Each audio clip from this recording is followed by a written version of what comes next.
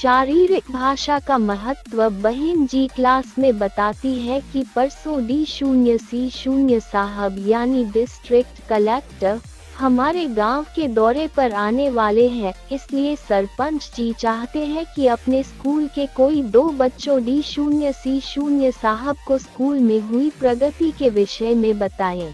बहन जी वो 2 बच्चे कौन से हैं? सुमी बोल पड़ी। बहन जी, एक तो मैंने चुना है 10वीं क्लास के रजत को और दूसरे बच्चे का नाम है सुमी। सुमी, कल तुम्हें और रजत को सरपंच जी से मिलने जाना होगा, क्योंकि सरपंच जी तुम्हारी और रजत की तैयारी देखना चाहते हैं। सुमी, लेकिन बहन जी, मैं सरपंच जी के सामने बोलूंगी क्या? बहन जी, मैंने अभी बताया न सुमी, तुम्हें और रजत को स्कूल में हुई प्रगति के बारे में बोलना है। मीना सुझाव देती है।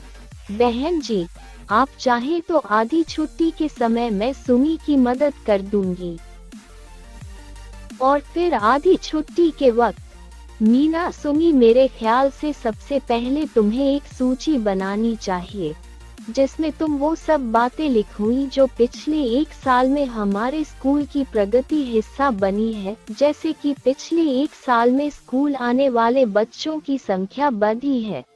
सुमी ने सुर मिलाया। और उपस्थिति भी। हमारे स्कूल में नया संगीत कक्ष बना है। स्कूल के पुस्तकालय में पुस्तकों की संख्या में पिछले साल की अपेक्षा दुगुनी हो गई है। हमारे स्कूल में हर महीने स्कूल प्रबंधन कमेटी की मीटिंग होती है। सुमी प्रश्न करती है, क्या इसे भी स्कूल की प्रगति माना जाएगा? मीना, हाँ सुमी, ये तो प्रगति की खास निशानी है। मीना और सुमी ने मिलकर सूची तैयार कर ली और फिर आधी छुट्टी के बाद वो दोनों बहन जी के पास गई और उन्होंने वो सूची उन्हें दिखाई। बहन जी, शाबाश। मीना, सुमी, तुमने सचमुच बहुत बढ़िया तरीके से सूची तैयार की है। सुमी, आज तुम इस सूची में लिखी सारी बातें अच्छे से याद कर लेना। कल तुम्हें सरपंच जी के पास जाके उन्हें ये सब बताना होगा। और फिर अगले दिन क्लास में सुमी आती दिखाई देती है, जो बहुत ही उदास और कुछ परेशान भी लग रही है।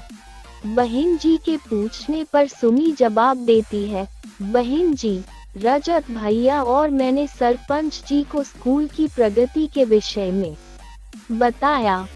सरपंच जी ने रजत भैया की तो तारीफ की, लेकिन मुझे और अधिक मेहनत करने को कहा। बहन जी, लगता है आपको अब किसी और बच्चे को चुनना होगा। बहन जी, सुमी की हिम्मत बाती है।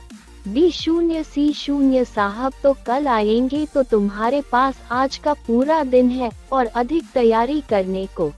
सुमी, जैसे तुम सरपंच जी के सामने बोली थी, क्या वैसे ही हमारे सामने बोल सकती हो? सुमी बोलना शुरू करती है। नमस्ते, मेरा नाम सुमी है।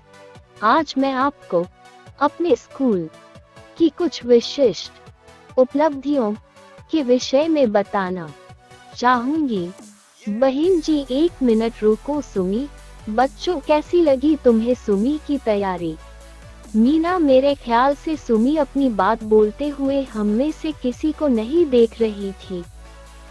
बहन जी समझाती है, सुमी, तुम्हें अपनी बात पूरे विश्वास के साथ करनी चाहिए और बोलते हुए नीचे जमीन की तरफ नहीं बल्कि सबकी आंखों में देखना चाहिए।